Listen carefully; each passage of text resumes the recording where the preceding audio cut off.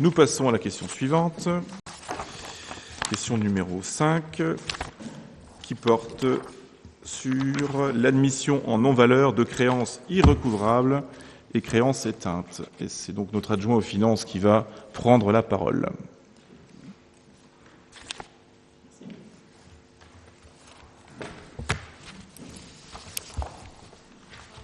Vu les deux états de produits irrécouvrables dressés par le trésorier receveur de la Ville d'Avranches et portant sur les exercices 2009 à 2015, vu le Code général des collectivités territoriales et notamment l'article R 2342-4, considérant que toutes les opérations visant à recouvrir ces créances ont été diligentées par le trésorier receveur de la Ville d'Avranches dans les délais légaux et réglementaires, considérant qu'il est désormais certain que ces créances ne pourront plus faire l'objet d'un recouvrement du fait de l'insolvabilité du débiteur, considérant dans un souci de bonne gestion qu'il est inutile de faire figurer un report des sommes qui ne pourront être recouvrées, il est proposé au Conseil municipal, premièrement, d'admettre en non-valeur des sommes figurant sur les états dressés par le trésorier receveur de la Ville d'Avranches et s'élevant à 7 492,96 €,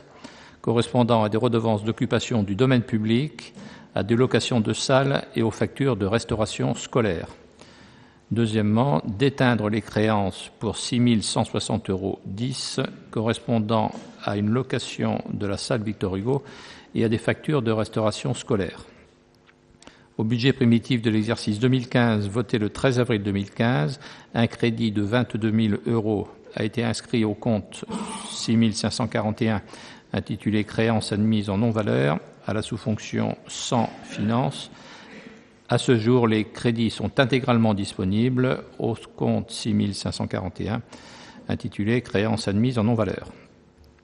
Après avis favorable de la Commission des finances, il est proposé au Conseil municipal d'adopter la décision modificative numéro 5 au budget primitif de l'exercice 2015 et d'inscrire la somme de 7 000 € au compte 6 542 intitulé « Créances éteintes » en sous-fonction sans finances, après prélèvement du même montant au compte 6 541. Merci. Donc ce sont des processus habituels d'admission en non-valeur pour ces créances. Mais si vous le souhaitez, nous pouvons rentrer dans le détail. Y a-t-il des questions ?